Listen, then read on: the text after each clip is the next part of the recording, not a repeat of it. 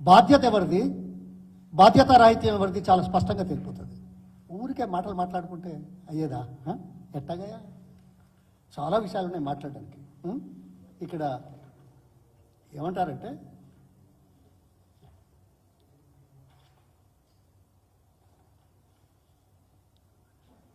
KCR has no right to talk on Godavari water. ఈ మహానుభావులు మాట్లాడతారు, no right to talk about Godavari water. ఎవరయ్యా మాట్లాడేది? ఎవరి గురించి మాట్లాడుతున్నారు? ఎవరైతే power point presentation on Telangana water resources projects దానికి అనుకూలంగా అమెండ్ చేసి ముందుకు తీసుకెళ్ళడానికి చేసిన ప్రక్రియ లోపల అసెంబ్లీలో పవర్ పాయింట్ ప్రజెంటేషన్ పెడితే ఎవరయ్యా తప్పుకున్నది? ఎవరికయ్యా అవగాహన లేనిది? బాధ్యత ఎలా తప్పించుకున్నారు? చరిత్ర లేదా? సాక్ష్యాలు లేవా? ప్రజలు చూడలేదా? ఈ మాట మాట్లాడడానికి ఎంతటి ఏమన్నారు చెప్పండి? అవగాహన లేదని అంతేనా? నేను 2013లో నేను వారితో కేసీఆర్ గారితో కేంద్ర మంత్రిగా రిజైన్ చేసి వచ్చి తెలంగాణ ఉద్యమం కోసం కొన్ని అంశాల మీద విభేదించి, అప్పటికి కాంగ్రెస్తో పొత్తున్నారు, విభేదించి నీటి విషయం లోపల ఛాలెంజ్ చేశారు. 5 గంటల 45 నిమిషాలు మేము మాట్లాడాము.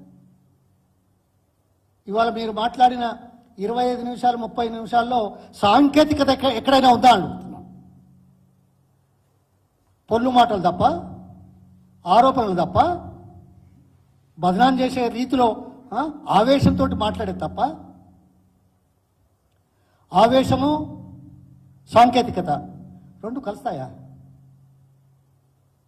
ఆవేశం దేనికి నిదర్శనం?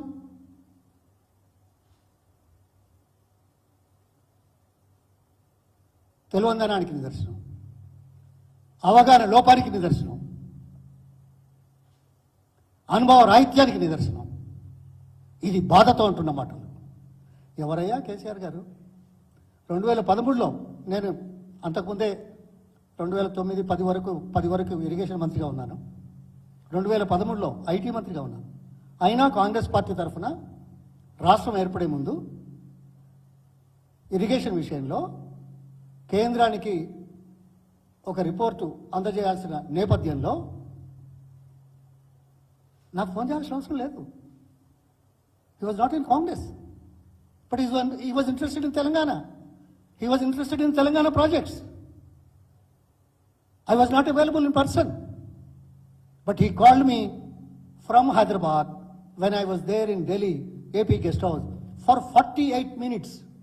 On every item, he wanted to get the information and whether we are doing it right or not. His suggestions were also taken. ఏమయ్యా ఇలా కూర్చున్న వాళ్ళు మాట్లాడిన వాళ్ళు నల్గొండ ప్రాజెక్టు మీద మాట్లాడినావా? వేరే జిల్లాల ప్రాజెక్టుల గురించి మాట్లాడినావా? నీ సొంత ఊరికి వచ్చే ప్రాజెక్టు గురించి ఎప్పుడైనా మాట్లాడావా? ఎందుకయ్యా ప్రజల ముందు ఈ మాటలు మాట్లాడి కాలం వెళ్ళిపించుకుంటున్నారు? ఎందుకంటే ఇవాళ ఏదో చాలా పెద్ద మీటింగ్ ఉంది కదా, ఏదో వారు మాట్లాడిన దానికి ఏదో సమాధానం చెప్పినట్టుగా ఉండాలి కదా. సర్ప్రైజ్ ఏంటంటే ఇప్పటిదాకా ఆ సీఎం గారే ఎక్కువ మాట్లాడేది ఈ విషయాలలో. మరి ఈరోజు మాత్రం వీళ్ళకి బాధ్యత చెప్పాడు. ఆయన వేరే పని మీద బిజీగా ఉండొచ్చు, ఎందుకంటే రాత్రి ఏమో క్రికెట్ ఏదో చూసినట్టున్నారు కదా. పర్వాలేదు, మంచిది కదా. కానీ దీని మీద మాట్లాడలేదు నిన్న ఆయన, ఈరోజు మాట్లాడలేదు. వీళ్ళు మాట్లాడిన దానికి అందులో ఉన్నదానికి ఏంటో చెప్పాల్సిన అవసరం ఉంటుంది. అదే కాకుండా ఈ రకంగా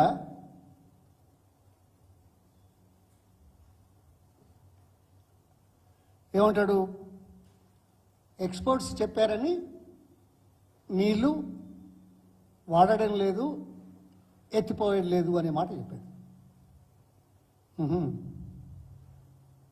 ఎప్పుడు చెప్పారే? ఆ కమిటీ ఎప్పుడు వచ్చింది?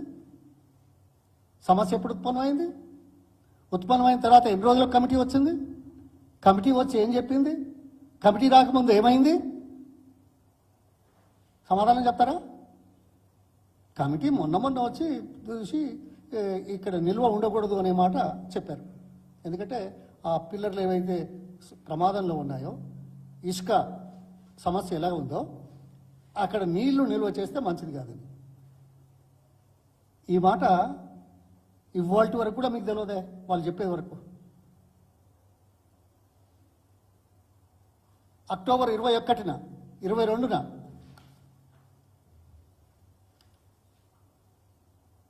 అక్టోబర్ 22 అంటే అక్టోబర్ 21 రాత్రి 12 గంటలకు, early morning 12 o'clock 22nd, Medigadda లోపల 6.8 టీఎంసీల నీళ్లు ఉండేది. అది మేడిగడ్డ ఉదయం 3 గంటల వరకు దాదాపు 3 టీఎంసీల నీళ్లు రిలీజ్ చేశారు. దాదాపు 2,74,000 క్యూసెక్లు చొప్పున. ఎందుకంటే మరింత ప్రమాదం జరగకూడదు. అదేవిధంగా 3 గంటల నుంచి 6 గంటల వరకు మరో 2 టీఎంసీలు రిలీజ్ అయిపోయినాయి. అది సుమారు 1,38,000 క్యూసెక్లు, అంటే 6 గంటల లోపల.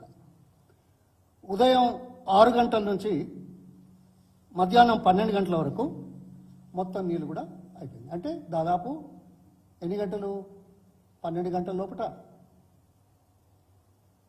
మేడిగడ్డ జలాశయంలో ఉన్న నిండిన నీళ్లను విడుదల చేశారు. అప్పుడు ఎక్స్పర్ట్ కమిటీ ఉందా? ఎవరైనా చెప్పారా? రాష్ట్రంలో ఉన్న వ్యవస్థ ముఖ్యమంత్రి గారు చెప్పి రిలీజ్ చేసింది. ఇవాళ ఏమొక పెట్టుకొని మాట్లాడుతున్నారు, ఏదో ఆ కమిటీ వచ్చింది అందుకే చేయలేదని. ఇది యథార్థమా? కానీ సమస్య ఉన్నది మేడిగడ్డలో. మేడిగడ్డ నుంచి నీళ్లు పోతున్నాయి. నీళ్లు పోయేటి చిన్నగా 15,000 క్యూసెక్ల కంటే ఎక్కువ పోవట్లేదు. అప్పుడు అక్టోబర్లో నుంచి కూడా ఇప్పటి వరకు కూడా, మొన్నటి వరకు కూడా ఆ నీళ్లను సుందిల్లా అన్నారంకు పంపించి ఎల్లంపల్లికి పంపు చేసుకునే అవకాశాన్ని ఎందుకు జారవిడిచారు? ఓకే, చేయలేదు. మీకు ఎట్లాగో తెలియదు, ఆరోపణలు మాత్రమే. ఆరోపణలకు 4 సార్లు మేడిగడ్డకు వస్తారు, 3 సార్లు అసెంబ్లీలో మాట్లాడతారు. కానీ ఈ నిర్ణయాలు తీసుకునే దాంట్లో మీరేం చేయలేరు. నాకు తెలుసు మీ వ్యక్తిత్వాలు ఏంటో, మీ అనుభవం ఏందో, మీ గత చరిత్ర ఏందో. మంత్రులుగా, శాసనసభ్యులుగా ప్రాంత సమస్యల మీద ఏ రకంగా స్పందించారో తెలియాలనుకున్నారా? మీరంటారా? ఏమైంది? సుందిలలో అన్నారంలో ఉన్న 4 టీఎంసీల నీళ్లు మీరు నదిలోకి ఎందుకు విడుదల చేశారు? ఎక్స్పర్ట్ కమిటీ మొన్న చెప్పింది. అంతకుముందే లిఫ్ట్ చేసుకోవచ్చు కదా, మోటార్లు ఉన్నాయి కదా, చేయలేదు కదా. అంతేనా? దురదృష్టం, దౌర్భాగ్యం, తప్పుడు సమాచారంతో ప్రజల ముందుకు వచ్చి అబద్ధాలాడేటువంటి నీచ సంస్కృతి కలిగిన రాజకీయ నాయకులు, రాజకీయ పార్టీలు ప్రజలకు క్షమాపణ చెప్పాల్సిన అవసరం ఉంది. ఎందుకంటే ఓకే, మేడిగడ్డ విడిచిపెట్టాం, ఏదో వాళ్ళు అన్నారు కదా. తుపాకులు కూడా ఏంటి?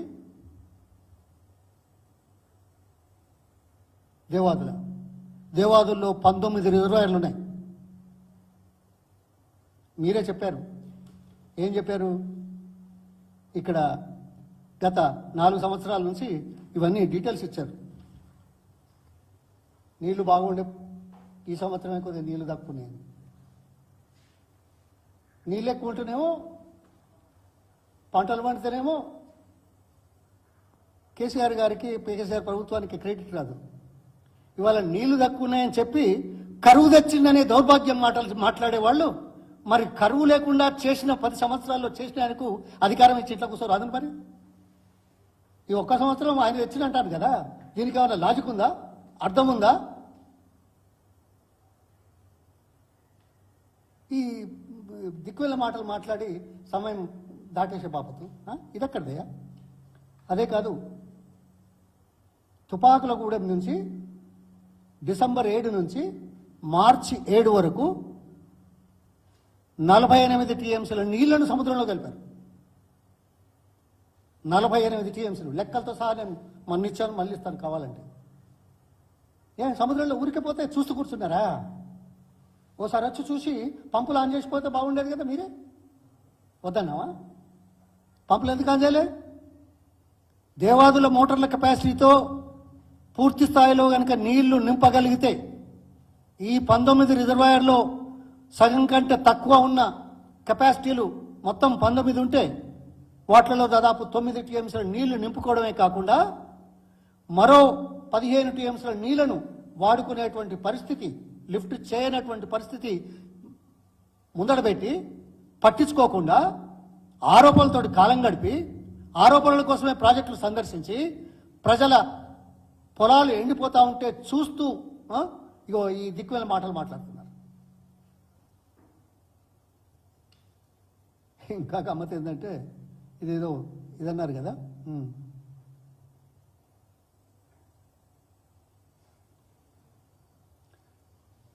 ఏదో రాసిచ్చిన రాజకీయ వ్యాఖ్య అంటే దాన్ని ఏమంటారు, సెంటెన్స్ అని ఏమంటామా తెలుగులో,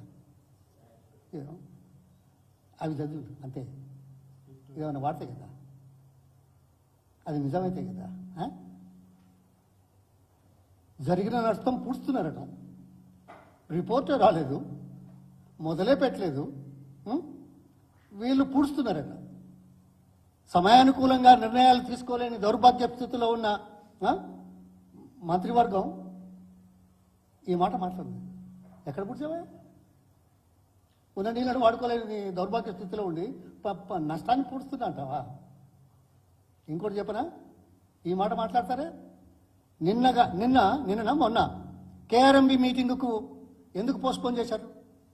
ఒకవైపు తాగునీళ్లకు సమస్య, మరోవైపు పండలేడిపోతున్న సమస్య, మూడో వైపు కృష్ణాలో ఉన్న నీటిని ఈ విపత్కర పరిస్థితుల్లో ఎక్కువగా వాడుకోవడానికి ఆర్గ్యుమెంట్ చేయాల్సింది, వాదించాల్సింది పోయి. ఎందుకంటే ఇవాళ మీటింగ్ ఉంది కదా, ఆల్రెడీ వాళ్ళకి ఇచ్చారు కదా, మీరు చెప్పిన వాళ్ళు ఇనే పరిస్థితుల్లో లేరు కదా, అందుకే కదా పోస్ట్పోన్ చేసింది. అయినా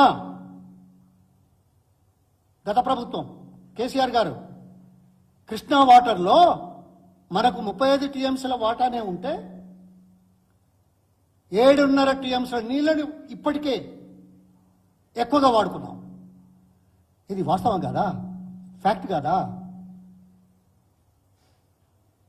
వాళ్ళు అడిగారు, ఆంధ్ర వాళ్ళు 45 టీఎంసీలకు 42 వాడుకున్నారు, ఇంకా మూడు కావాలా, 3 వాడుకోలేదు, అయినా వాళ్ళు ఏదో 5 అడుగుతున్నారు, మొత్తం 12 ఉన్నాయి. మనం అడగొచ్చు కదా, ఇంత విపత్కర పరిస్థితి ఎప్పుడు లేదు, నీళ్లు మంచుకున్నప్పుడు మేము చాలా ఉదారంగా ఉన్నాం, మా ఉదారత్వానికి ధీటుగా ఈ పరిస్థితుల్లో మాకున్న నీళ్ళని ఇవ్వండి అని అడగడానికి ధైర్యం లేని ఈ మనుషులు పరిపాలన చేస్తారా? రైతుల పక్షాన్ని నిలబడతారా? కర్ణాటకలో కాంగ్రెస్ పార్టీ ప్రభుత్వం ఉంది, అల్మట్టి నారాయణపూర్లో అడగొచ్చు కదా, 5 టీఎంసీలు 10 టీఎంసీలు వచ్చే సంవత్సరం వాడుకోండి అని అడిగారా? మొదలు పెట్టారా? సరే, వాళ్ళకు తాగునీళ్ళు లేవు, తాగునీళ్ళు ఇవ్వడానికి ఆ జలాశయాల నుంచి వాళ్లకు ఇన్ఫ్రాస్ట్రక్చర్ లేదు, వాళ్ళ తాగునీళ్ళు మనకి ఇవ్వట్లేము. కానీ రైతుల పరిస్థితులు చూసి తక్కువ జలాశయాల్లో తక్కువ సామర్థ్యం ఉండి ఎండిపోతున్న సమయంలో ఆదుకోవడం చేసే కార్యక్రమం ముఖ్యమా, లేకపోతే ఈ దిక్కుల ముచ్చట్లు మాట్లాడడం ముఖ్యమా? ఓహో, ఏమంటారు? ఇంకోటి చాలా గమ్మత్తు, ఏమంటున్నారు?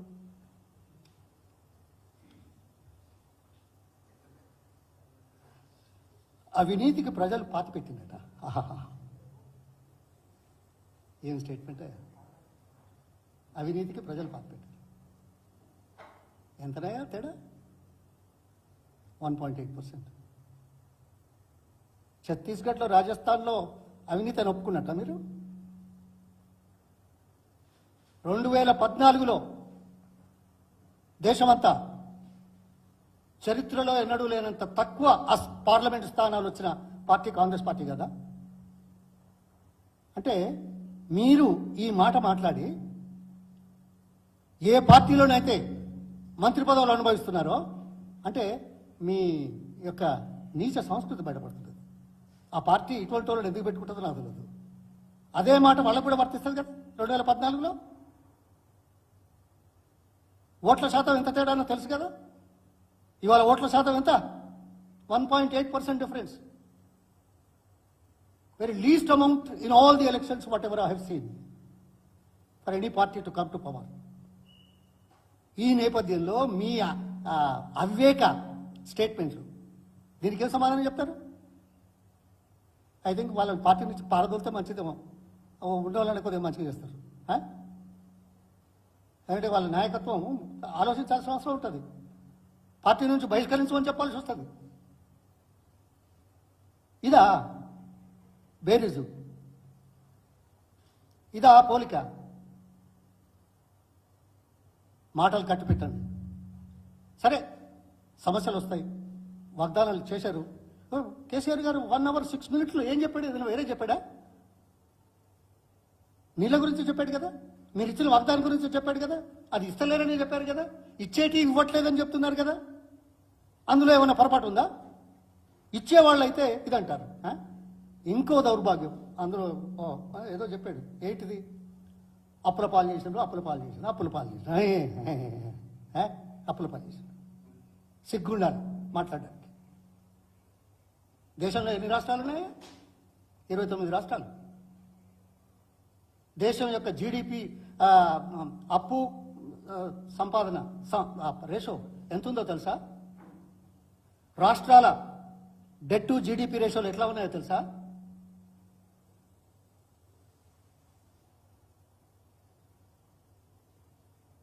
సగటు ఆదాయం దేశంలో 3వ రాష్ట్రంగా ఊరికే వచ్చిందా? పెట్టుబడులు పెట్టి అవకాశాలు కల్పించి చేస్తేనే కదా. అవకాశాలు ఎలా వస్తాయి?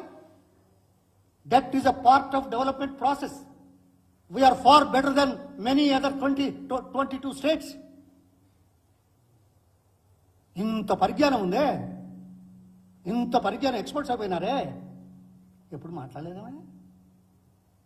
ఈ ప్రాజెక్ట్ గురించి, ఆ ప్రాజెక్ట్ గురించి, లేకపోతే ఈ అప్పుల గురించి పార్లమెంట్లో మాట్లాడారా? అసెంబ్లీలో మాట్లాడారా? సరిదిద్దారా? సరిదిద్దడానికి ప్రయత్నం చేశారా? మీ ఆలోచనలు. పవర్ పాయింట్ ప్రజెంటేషన్ చేస్తే పారిపోయిన బాపతోళ్ళు అప్పుల గురించి మాట్లాడతారట, అభివృద్ధి గురించి మాట్లాడతారట, కరెంటు గురించి మాట్లాడతారట. We are number 3 in per capital income after Gujarat and Karnataka. We are almost in the top 5 in the power consumption. ఊరికే అవుతుందా? అభివృద్ధి లేకపోతే అవుతుందా? చెప్పండి. సో ఈ ఒట్టి మాటలు కట్టి పెట్టండి. ఏదో ప్రజలు అవకాశం ఇచ్చారు.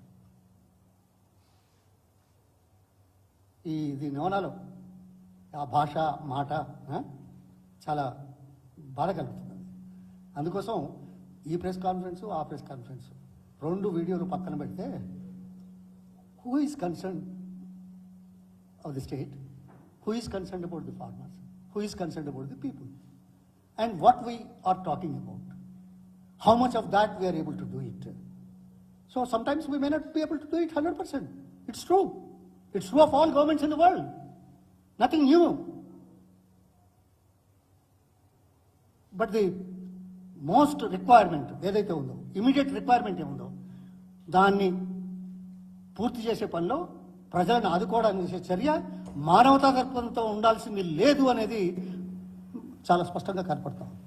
ఏదో అధికారం వచ్చింది అదేదో చూస్తారట. ఇంకోటి చెప్పనా, ఏదో డిజైన్ లేదు, బాగాలేదని ఏదో మాట్లాడుతున్నారు. ఏమయ్యా, ముఖ్యమంత్రి కాగానే కొడంగల్కి ఏమో లిఫ్ట్ ఇరిగేషన్ ఏదో కొత్త తెచ్చిన, ఏదో ఇప్పుడైతే 2900, అది మొదలుపెట్టినాక పూర్తయ్యే వరకు ఎన్ని వందలు అవుతుందో, ఎన్ని వేలు అవుతుందో తర్వాత చూద్దాం. ఇప్పుడు నేనంటే బాగుండదు. కొన్ని వాస్తవాలు జరుగుతాయి, కాదనేది కాదు. పాలమూరు రంగారెడ్డి పూర్తి చేయలేదు అని ఆరోపించే వాళ్ళు, పాలమూరు రంగారెడ్డి పూర్తి చేస్తే ఆ ప్రాంతానికి తక్కువ ఖర్చుతో వచ్చే నీళ్లు పక్కన పెట్టి జూరాల నుంచి 7.5 TMCల నీళ్లను దోచుకొచ్చి ఆ 2 నియోజకవర్గాలలో మరి కొన్ని ఎకరాలకు నీళ్ళు ఇద్దామనే దుర్బుద్ధి. ఎందుకంటే ముఖ్యమంత్రి అయినాడు కదా, నువ్వు చేస్తే చాలా మంచిది అన్నట్టు, రాష్ట్రం కోసం ఎవరైనా చేస్తే పొరపాటు అయింది అన్నట్టు.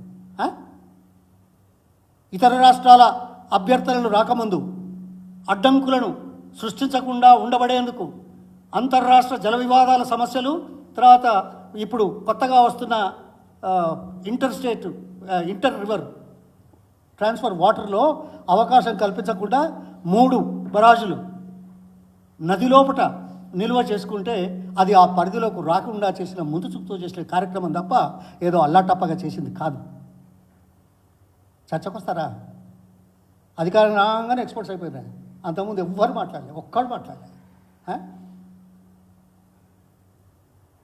మళ్ళీ ఎక్స్పర్ట్స్ ఒపీనియన్కు కట్టుబడి ఉంటాం. మరి ఇప్పటిదాకా మాట్లాడిన ఏంది అందాదా? ఏమనాలి? ఎక్స్పర్ట్స్ ఏం చేస్తే అది చేస్తామని అంటున్నాడు కదా. మరి ఇదిదాకా మాట్లాడిన ఏంది? ఇగో ఒట్టి మాటలు కట్టు పెట్టండి. ప్రజలకు ఇచ్చిన అవకాశాన్ని సద్వినియోగం చేయండి. ప్రజల పక్షాన ప్రభుత్వ సొమ్ము ఖర్చు పెట్టండి. మీ సొంత వాళ్లకు మీకు వాళ్లకు నేను ఇంతకుముందే 2-3 సార్లు చెప్పాను రైతు బంధు విషయంలో. ఇప్పటికీ రాలేదు ఇంకా పూర్తిగా. ఏ విషయంలో చేశారని? అందుకోసం తెలంగాణ ప్రజలు ఓకొస్తారు. అట్ ది సేమ్ టైం వీరోచిత పోరాటాలు చేసిన గడ్డ, వీరోచిత పోరాటాలు చేసిన తెలుగు వాళ్ళు అంత చులకనగా చూస్తే తగిన శాస్తి జరగక తప్పదు. ఇది చరిత్ర సాక్ష్యం. ధన్యవాదాలు.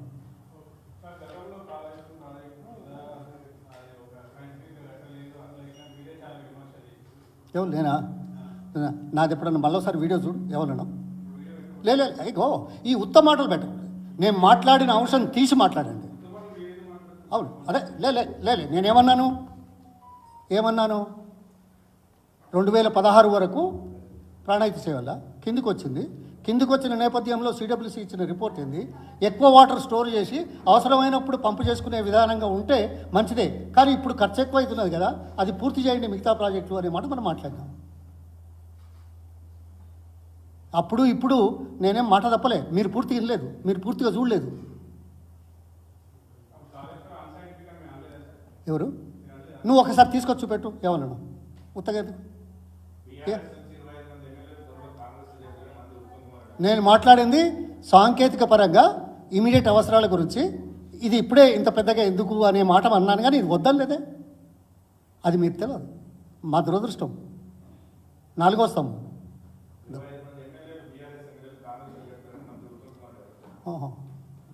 అన్నాడా? అదే అన్నాడా? ఓకే అన్నాడా? అదే రాజకీయం చేద్దాం అనుకుంటున్నారు అంతే కదా. కాదు, ప్రెస్ మీట్ దేనికి పెట్టిండ్రు? ఒక 25 మందిని తీసుకుపోయి జాయిన్ చేసుకుంటే అయిపోయేది కదా. ఈ డ్రామా ఎందుకు మళ్ళా? ఎందుకంటే ఇవాళ ఆడ మీటింగ్ ఉన్నది, ఏదో ఒక మాటలు రావాలి. ఏది ప్రజల్లో ఈ సంకేతాలు పోవాలి, భ్రమలు కల్పించాలి. వస్తున్నారు వస్తారు, పోతారేమో. అయితే ఏంది దానికి? నీళ్లకు రైతుల అవసరాలకు సంబంధమైంది.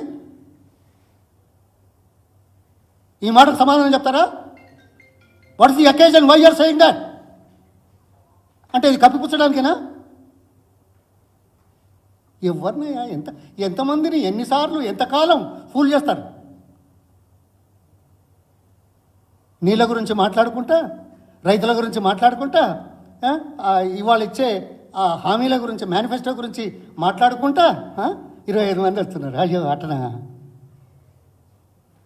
తీసుకోపోరా? ఇవన్నీ బంద్ చేయి. ఇక ఎప్పుడు ఏం మాట్లాడాలో, ఎప్పుడు ఏం చేయాలో తెలియని వాళ్ళు మాట్లాడితే కట్టినే ఉంటుంది. చులకనా? ధన్యవాదాలు. అచ్చా, సారీ.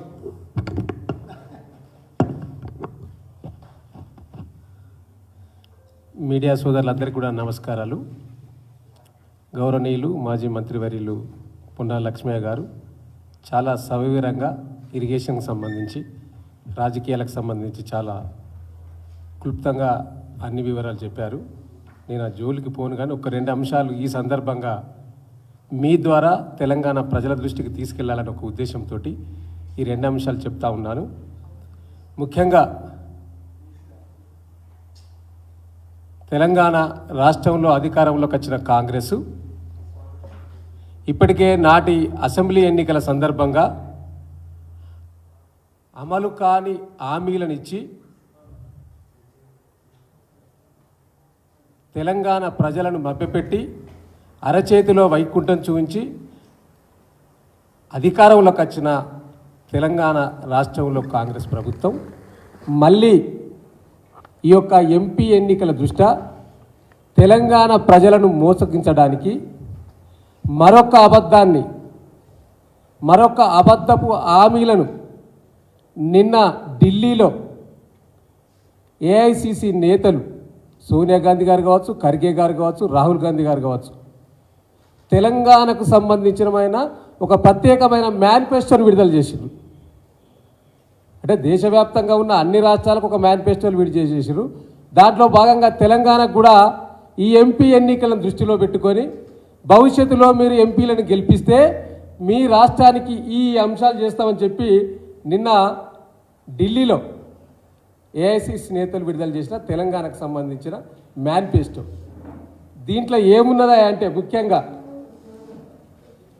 ఇది పైపాంచి న్యాయాన్ని పెట్టిండ్రు 5 హామీలకు సంబంధించి తెలంగాణ ప్రాంతంలో.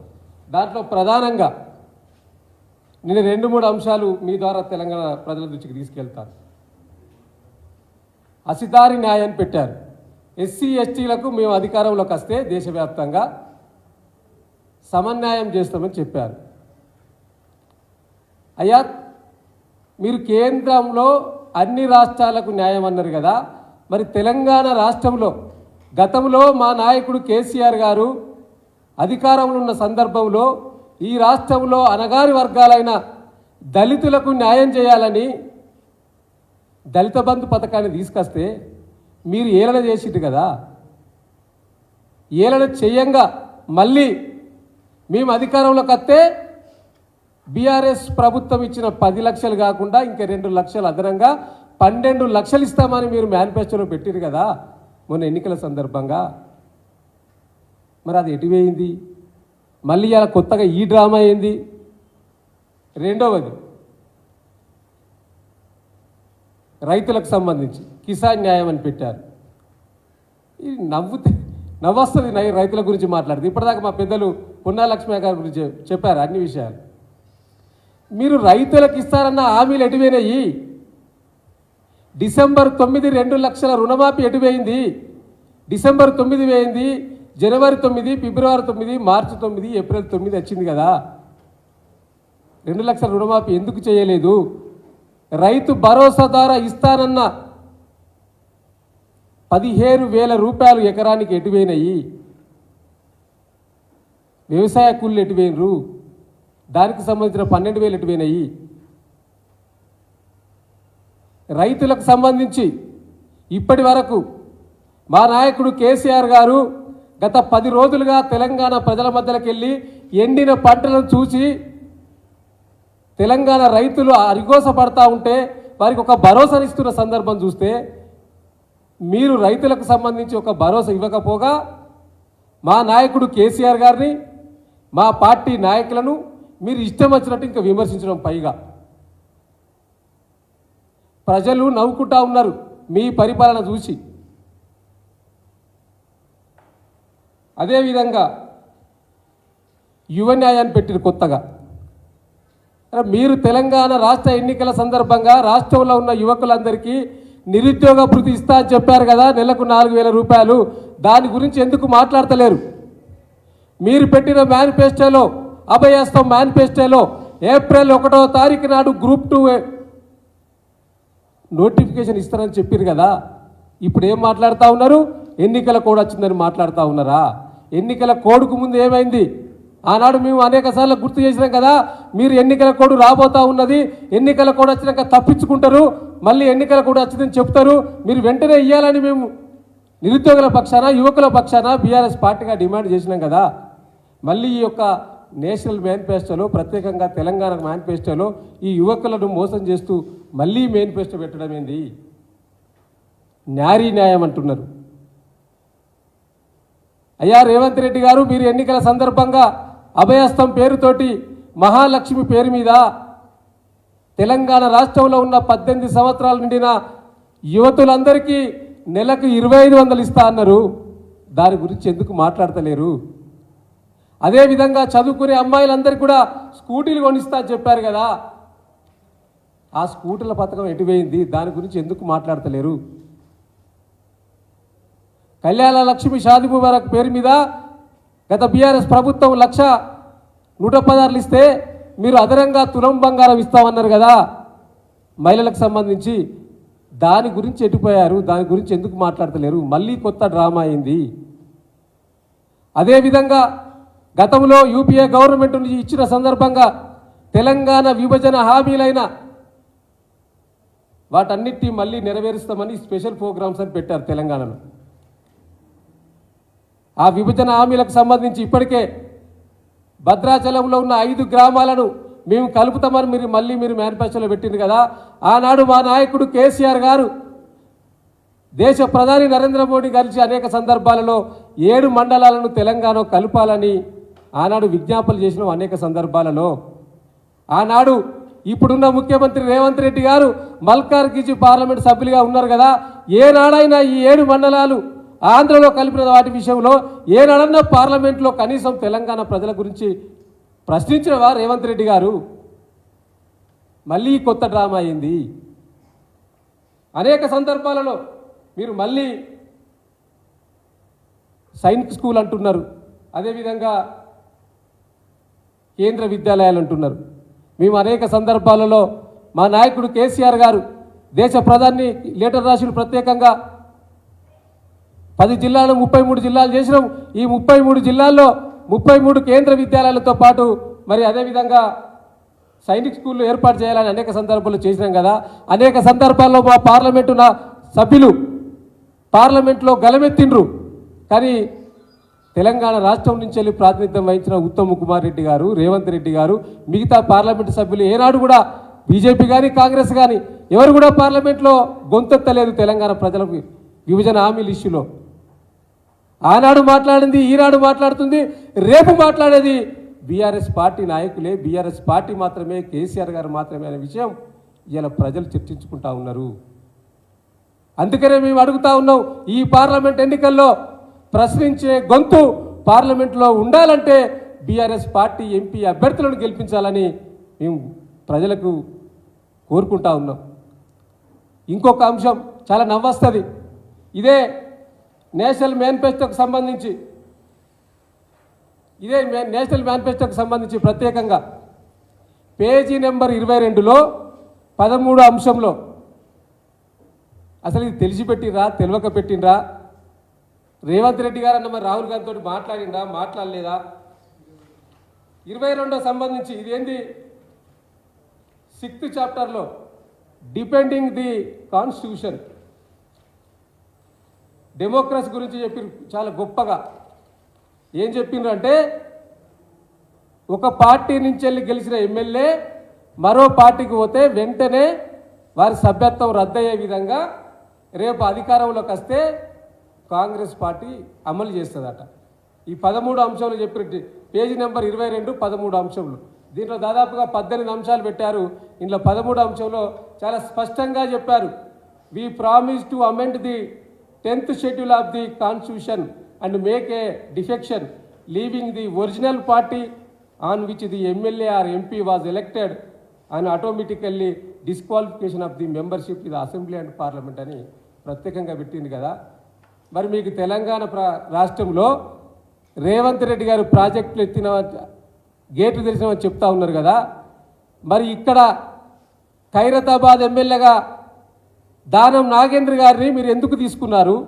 తీసుకున్న నాయకుడు రద్దు చేసి పక్కకు పెడితే వారికి పార్లమెంటు కూడా అభ్యర్థిత్వం ఖరారు చేసిండు కదా. అదేవిధంగా మా జిల్లాలో కడియం శ్రీహరి గారు వారి కూతురు కావ్యకు ఈయనను చేర్చుకున్నారు, వారి కూతురికి ఎంపీ టికెట్ ఇచ్చిండ్రు కదా, కండువా కప్పుకున్నారు కదా. మరి వీళ్ళు సభ్యత్వాలు రాజీనామా చేయాలని కనీస సోయి రేవంత్ రెడ్డి గారికి లేదా? ఎన్నికలు రాకముందు పార్టీలు మారితే చెప్పులతో కొట్టండి, రాళ్లతో కొట్టండి అని చెప్పిన రేవంత్ రెడ్డి గారు మరి ఇప్పుడు మీ పార్టీలో చేరిన వాళ్ళను దేనితోటి కొడతారు రేవంత్ రెడ్డి గారు? ప్రజలు దేంతో సత్కరించాలి? మీరు చేస్తే ఓటి, పక్కోళ్ళు చేస్తే ఒకటా? అంటే ఈ విధంగా మళ్ళీ ప్రజలను మభ్యపెట్టడానికి ఈ దొంగ హామీల పేరు మీద, మళ్ళీ మేనిఫెస్టోల పేరు మీద ప్రజలను మోసం చేయడానికి ఈ కాంగ్రెస్ పార్టీ ఇక్కడ రాష్ట్రంలోనైనా అదే విధంగా ఉన్నది, కేంద్రంలోనైనా విధంగా ఉంది. ఒక కాంగ్రెసే కాదు, ఇక బీజేపీ కూడా అదే పరిస్థితి. బీజేపీకి కాంగ్రెస్కు అభ్యర్థులు లేక బీఆర్ఎస్ పార్టీలో తయారైన అభ్యర్థులను వారి పార్టీలోకి చేర్చుకొని కండోలు మార్చి వారి కండో పేరు మీద మీరు సీట్లు ఇచ్చి ప్రజల మధ్య పంపిస్తారేమో కానీ ప్రజలు కర్రు గాల్చి వాత పెట్టడానికి సిద్ధంగా ఉన్నారనే విషయాన్ని కాంగ్రెస్ పార్టీ నాయకులు మర్చిపోవాలి.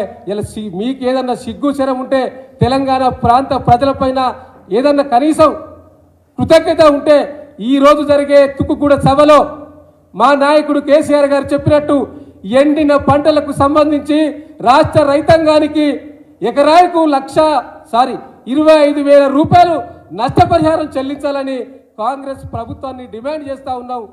దానిపైన మాట్లాడండి. మీరు చేరికల పైన కాదు, అనేక మంది చేరబోతా ఉన్నారు, కండువలు కప్పుకోబోతా ఉన్నారని కాదు, ఆ విషయం కాదు, ప్రాంత ప్రజలపైన అభిమానం